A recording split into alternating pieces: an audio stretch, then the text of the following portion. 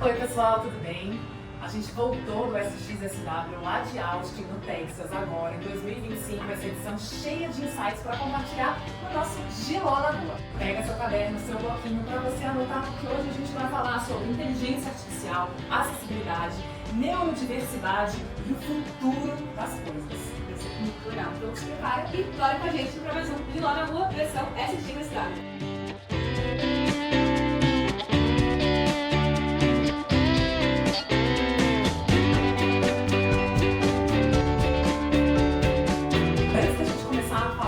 Assuntos que vão permear essa conversa, a gente vai se autodescrever. Eu sou a Carola Videira, uma mulher branca, tenho cabelos e olhos castanhos, os meus cabelos estão soltos, são compridos. Hoje eu estou usando um conjunto preto com flores estampadas em tons de laranja e rosa. Eu sou a Laura, eu sou uma mulher branca de cabelos castanhos, não tenho os ombros. Hoje meus cabelos estão presos no meio da de cavalo com a franja solta na frente. Eu estou usando uma camisa azul marinho escura com desenho de cavalos marinhos na cor branca e azul claro. E no nosso fundo tem a logo da turma do Giló em laranja e no aparelho tem vários quadros certificados de prêmios que o Giló já ganhou. Então a SX 2025 começou, sempre tem um painel de abertura onde o Bill Ford, que é o fundador da SX, traz algumas orientações, conta qualquer ideia do festival esse ano e sempre tem uma opening session, que basicamente é a sessão que vai dar o tom da conferência para toda a duração dela. E esse ano foi muito interessante, porque a sessão de abertura foi com uma cientista social, a Kaislyn Killen, que estuda os benefícios e as vantagens, todas as questões voltadas para a saúde social. Não sei se vocês já ouviram falar em saúde social, foi uma das primeiras vezes que eu ouvi falar sobre isso, que é a saúde social. Vamos contextualizar então. Para a pesquisadora, a gente tem 3 pilares de saúde. A primeira é a nossa saúde física, biológica, amplamente conhecida por todo mundo. O segundo é a saúde mental, que está em voga, que é um dos temas mais falados atualmente. Mas ela traz o terceiro, que para a gente ter uma saúde mental e física boas, a gente também precisa do pilar da saúde social, que é sobre a qualidade das nossas relações. A gente vai explorar isso. Eu achei uma loucura eles começarem a falar sobre isso, foi muito legal, porque quando a gente fala sobre social, a gente também está falando de conexão humana. E conexão humana vem quase todas as experiências, até de inteligência artificial, a gente trouxe a importância da conexão humana.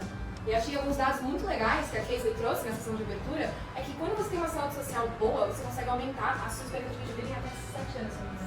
São 7 anos e tem algumas doenças que você E quando você não tem uma boa saúde social, é como se você fumasse 15 cigarros por dia, ou até pior do que você ter obesidade mórbida. Acho que são dados muito interessantes a gente também refletir sobre a qualidade que a gente está tendo, né, na nossa vida social. Eu voltei a assistir, assim, querendo já ver todos os meus amigos, sair com todo mundo, conversar, abraçar as pessoas, perguntar como elas estavam, porque é uma coisa que muitas vezes a gente acha que a gente já é autossuficiente, por isso a gente não precisa das pessoas ao nosso redor, mas tem pessoas que passam até 2 semanas sem falar sequer com um amigo ou uma família, e isso afeta muito a nossa saúde social, mental e física no longo prazo. Vou te provocar, Laura. Vamos lá, gente. Vamos aprofundar um pouquinho aqui. A Laura acabou de trazer, porque uma das coisas que ela falou é, de fato, a gente encontrar mais vezes durante a nossa semana com as pessoas que a gente gosta. Mas não é só encontrar. Quero trazer 2 pontos aqui pra gente refletir juntos. Primeiro, quando ela fala de conexão, de qualidade da conexão, ela tá falando sobre inclusão e pertencimento. A necessidade de nós nos sentirmos incluídos, ouvidos e seguros nos nossos espaços sociais, para que, de fato, a gente tenha uma boa saúde. E aí ela traz a seguinte reflexão. Hoje, nós estamos todas as gerações hiperconectadas. Mas essa hiperconexão é uma falácia, é uma sensação de que você está convivendo com muitas pessoas, trocando mensagens por WhatsApp, nas redes sociais, interagindo, quando aqui, ó, olho no olho, pele com pele, tá faltando. E a saúde social passa por isso. Sim. Mas o segundo ponto que ela traz é sobre essa qualidade. Ou seja, a gente pode estar com nossos amigos e com a nossa família, mas a qualidade dessa relação não ser boa. Exato. Então me conta um pouquinho aqui o que ficou pra você, geração Z, sobre a importância de qualidade nas relações sociais. Cara, eu acho que entra muito sobre uma questão de transparência e honestidade nas relações também. Porque você não consegue ter uma relação de qualidade quando você não consegue ser você mesmo. Quando você tem que usar uma máscara e tá com os amigos, você precisa, tipo, pra esse grupo de amigos eu preciso ser um pouco mais garotinha, pintar minha unha de rosa e falar sobre maquiagem. Não é quem você é de verdade. Então, acho que é uma coisa muito importante a gente pensar na qualidade das relações, onde a gente tá sendo a gente mesmo, de verdade, sem as máscaras, sem nada. Isso é uma coisa que ficou muito também. E acho que pra geração Z, principalmente, sobre o tempo de tela em grupo. Porque eu sei, tem muitos grupos de amigos que a gente se junta pra mexer no celular, isso é péssimo. péssimo. A gente põe muito no celular em casa. Quando a gente tá com os amigos, vamos aproveitar pra realmente se conectar, trocar experiências. Eu, por exemplo, quando eu voltei da SX na semana passada, eu fui pra casa da minha amiga no dia seguinte e a gente ficou conversando só sobre a SX da cidade. A gente não pegou no celular. Uma vez eu peguei, acho que na verdade, pra mostrar uma foto da Nicole Kidman que eu vi na SX da cidade. Mas fora isso, a gente fica trocando experiências e trocando ideias. Então, isso é muito importante. E aí eu vou puxar aqui, então juntando com a Kislon, a gente tem Brené Brown no SXSW, que traz um ponto que é crucial pra gente amarrar essa conversa aqui. Brené Brown fala sobre soberania cognitiva. I got really interested in it and kind of sat in my classes from that moment forward, testing that hypothesis against everything I was learning. O que é isso, gente? Essa clareza. A gente tem um domínio sobre o nosso cognitivo. A gente precisa conhecer sobre autoconhecimento, sobre nós mesmos e entender o papel das emoções no nosso dia a dia. Então, as emoções todos nós temos e elas tomam conta das nossas decisões, dos nossos pensamentos e das nossas ações.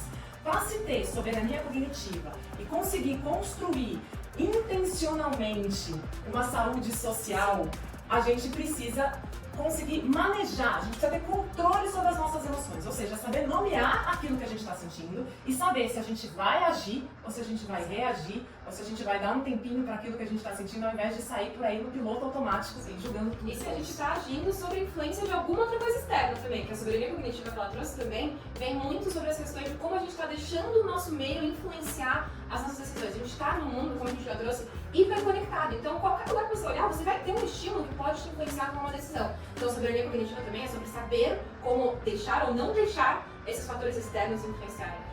E aí, pra gente fechar o bloco 1, eu vou amarrar com SXSW Educação, que passa por isso tudo. Se nós não ensinarmos os nossos jovens sobre autoconhecimento, sobre emoções e desenvolverem todos os jovens e nós adultos também, porque somos aprendizes pela vida inteira, nós precisamos desenvolver capacidade crítica. A gente precisa ter criticidade nos nossos pensamentos e opiniões, senão a gente é levado pela massa e o sistema automático do nosso cérebro vai aí nos pregar uma grande peça. Com certeza. You're a professor, you study vulnerability, courage, empathy, leadership, and shame.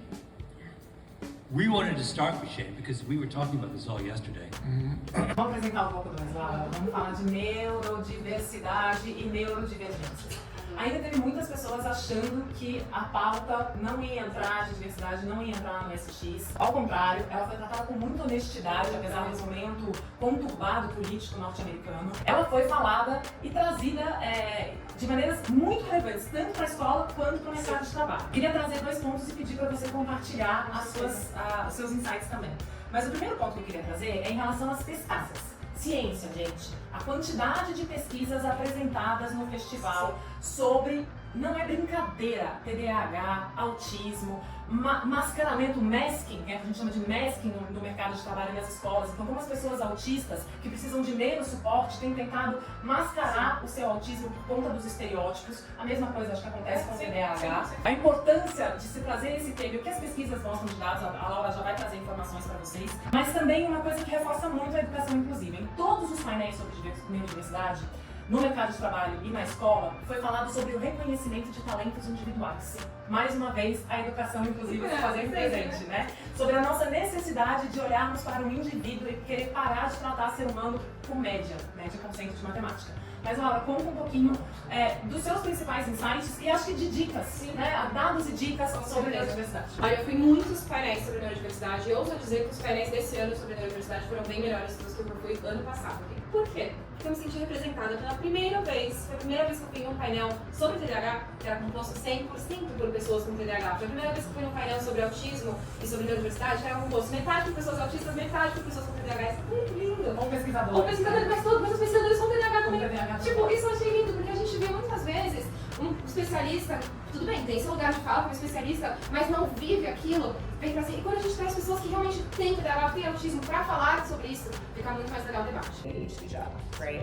So I know ADHD accountants, I know ADHD actuaries, and like all of these jobs that a lot of like stereotypes say are not interesting enough. And it's like, well, what is interesting to one person and what is, you know, valuable, fulfilling work is going to be different from person to person.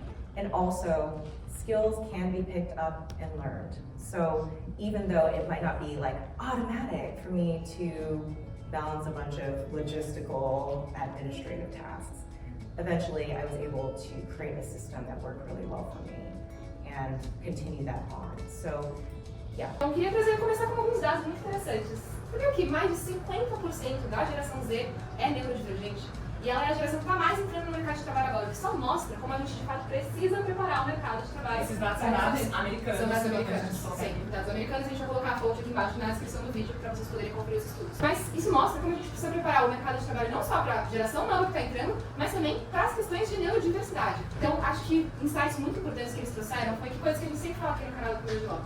Inovação, criatividade, estabilidade em momentos de crise, tudo isso vem das equipes diversas. E quando a gente prepara um ambiente com uma pessoa neurodivergente, fazendo as adaptações necessárias, a gente está criando um ambiente que é bom para todo mundo. Vamos combinar, ninguém gosta de, por exemplo, trabalhar num ambiente que está uma barulheira o tempo inteiro cheio de ruído. Todo mundo pode se beneficiar de fones anti-ruídos, por exemplo, ou de ambientes mais tranquilos para trabalhar, ou de momentos de hiperfoco que as pessoas não te incomodam, por exemplo. Mas uma coisa muito interessante que trouxeram num painel sobre o TDAH especificamente foi sobre dicas para os gestores lidarem com as pessoas com TDAH. Quais foram essas dicas? Como vocês já sabem, pessoas com TDAH podem experienciar momentos de hiperfoco. Eu, por exemplo, tenho TDAH e no meu hiperfoco eu faço tarefas que muitas vezes as pessoas demorariam para fazer 3 horas, eu acabo em 1 hora, meia hora. Mas o que acontece depois desse período de hiperfoco? Vem um cansaço extremo, parece que meu cérebro virou amém. E uma das dicas que eles deram lá foi para os gerentes pararem de se aproveitar do hiperfoco das pessoas com TDAH. Porque sim, a gente pode ser super produtivo quando a gente está no hiperfoco, então vai 2, 3, 4, 5 demandas, mas depois o cansaço extremo, ele vem, ele é real.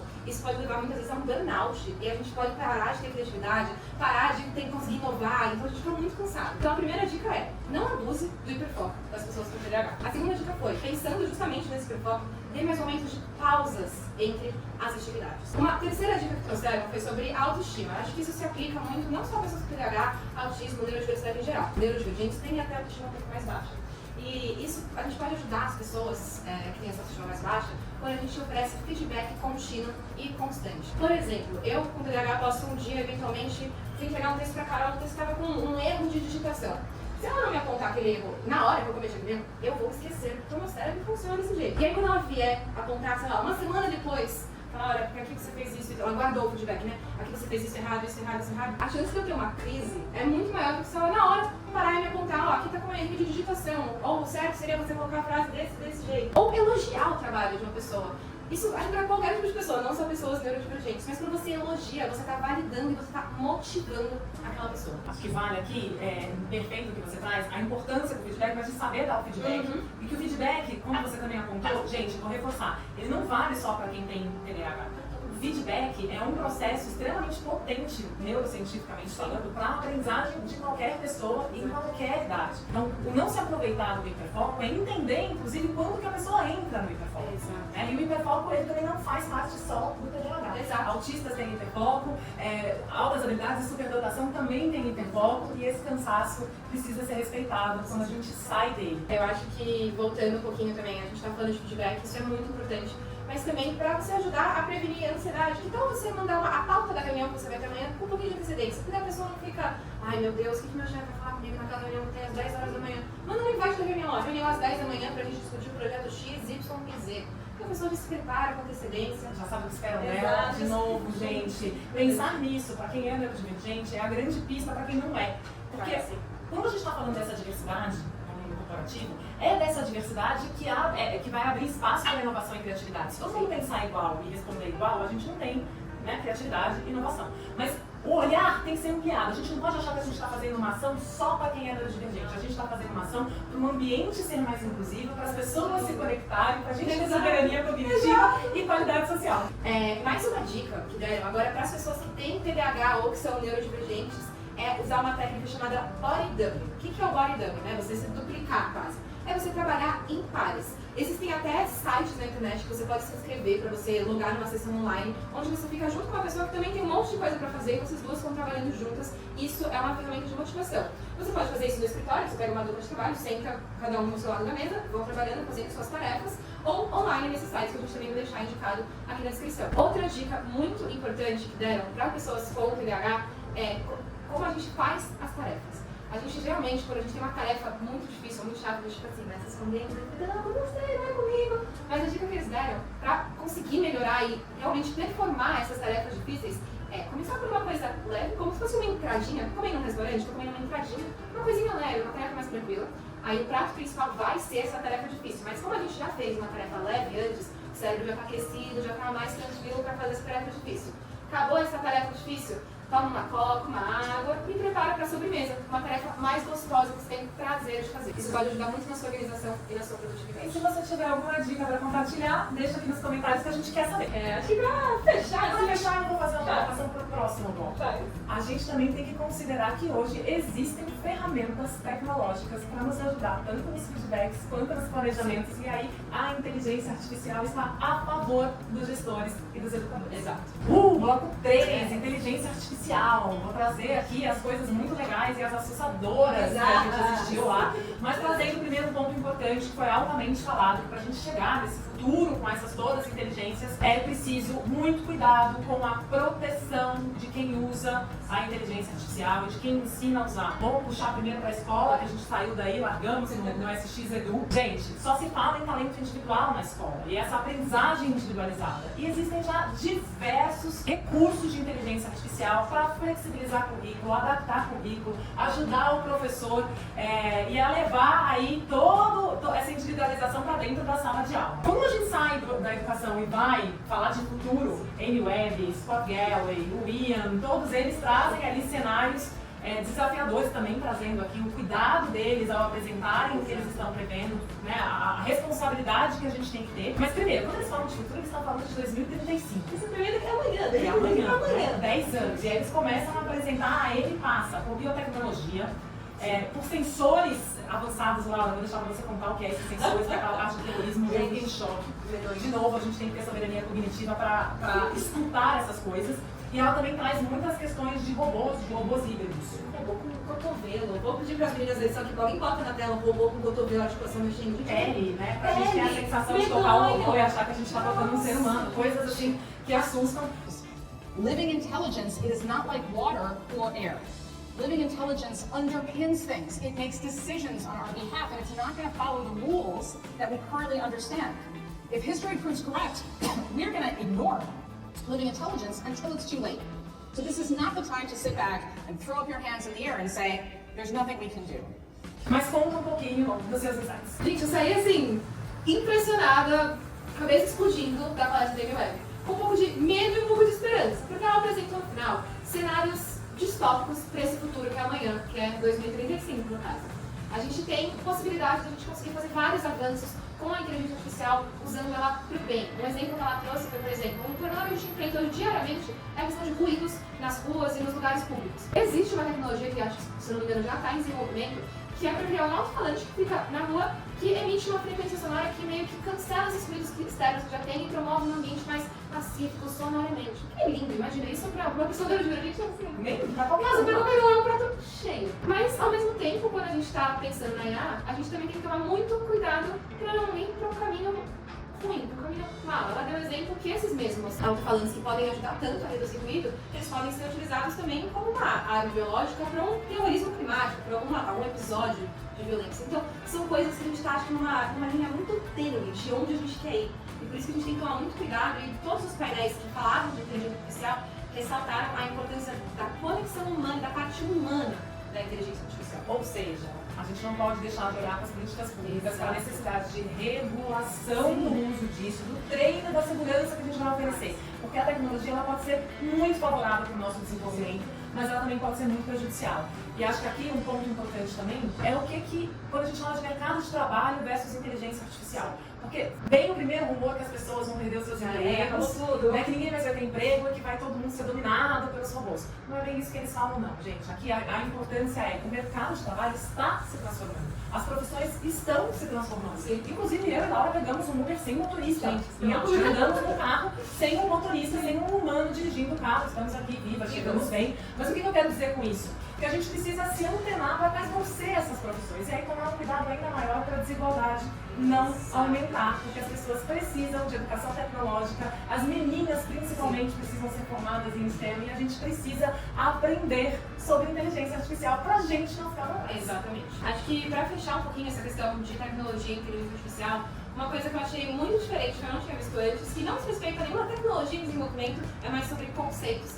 foi o conceito de que a gente chama muito hoje em dia a geração Z de os nativos digitais, porque eles nasceram já imersos nessa tecnologia, nasceram já com a IA, etc. Chamam vocês de mimizentos também. Chamam, Que gente. não aguentam Eu prometo que a gente frustração. não é assim, é sério, não é todo mundo, juro. O que a gente ouviu sobre isso, Laura? A gente ouviu que o termo não é nativos digitais, cara. O termo é prisioneiros digitais. Por quê? Porque eu não escolhi nascer na época da inteligência artificial, eu não escolhi nascer imersa na tecnologia. Esse foi um mundo que me foi apresentado e foi apresentado muito mais intensamente para as pessoas mais novas da geração Z, né? Que eu já tô um pouco no final da geração Z, mas para as pessoas mais novas da geração Z. Esse E é o alfa, único mundo, e e alfa. alfa também. Esse é o mundo que eles conhecem, eles nasceram realmente de fato com o celular perto, já na mão, aprendendo, vendo o desenho da TED. E isso os tornou prisioneiros digitais. É um painel muito interessante com a geração Z, trouxe que, não, gente, a gente não é nativa de prisioneiro, a gente só quer conexão humana. Isso é verdade, a gente quer conexão, a gente não quer só a conexão digital, a gente quer esse olho no olho, quer estar junto. Então vamos Mas a gente repensar. precisa ensinar eles, a gente amarra lá com o bloco 1 quando a gente fala de saúde social. Eles precisam aprender Exato. e alguém precisa ensinar. Exatamente. To start with, this was the hottest year in human history again. And that's not the headline. This is the headline. We don't know why it got that hot. That's most likely because of the effects of climate change that are now compounding. We've got greenhouse gases, we've got warming oceans, we've got melting glaciers. One of those men who like to seize power, so he keeps sending satellites up into low Earth orbit. And when they come crashing back to the planet Earth, they burn up and deplete the ozone layer, but that's cool, right? He's okay with that. There are so many climate variables now impacting each other that we've moved beyond simple explanations for what's happening. This was a magazine cover. I was at the airport, I'm walking to my gate, totally stopped me in my tracks. This is a Consumer Reports guide on how to eat less plastic. We need instructions on that now. In some extreme cases, they have discovered that there's about a disposable spoon's worth of plastic now lodged in some people's brains. Can you imagine going back in time and telling Leo Baekeland, the inventor of plastic, that in the future, people would need advice on how not to eat it? Let's talk about human enhancement. E continuando falando sobre água, gente, saiu um vídeo muito legal aqui no canal semana passada, eu vou deixar o cardzinho em algum lugar aqui da tela, sobre como tornar a sua inteligência artificial menos preconceituosa, com os insights que a gente trouxe da SSW 2025. E agora, para terminar esse vídeo, eu vou perguntar pra Carol qual foi a palavra que definiu sua SSW, que mais te marcou. Uma palavra, essa gente uma palavra com os adultos. Eu vou ficar com soberania cognitiva da Brené Brown, porque tudo que a gente viu lá, a gente precisa dessa clareza e desse discernimento, então autoconhecimento é tudo, soberania cognitiva. Cara, eu acho que a minha palavra, difícil muito, né? Mas a minha palavra acho que vai ser ação. Se tem uma coisa que a gente sai dessa SSW pensando é que a gente precisa agir. Agir para garantir os direitos humanos em tempos de inteligência artificial, agir para que ninguém fique para trás. Realmente, a palavra que veio da SSW é ação. Então, bora agir? Ou seja, façam o que a Laura está trazendo. Você ouviu esse conteúdo? Como é que você vai agir a partir do momento que você sabe de todas essas informações? Fica aqui que daqui a pouco a gente volta com outra Gilana. Exato. Obrigada, gente. Tchau!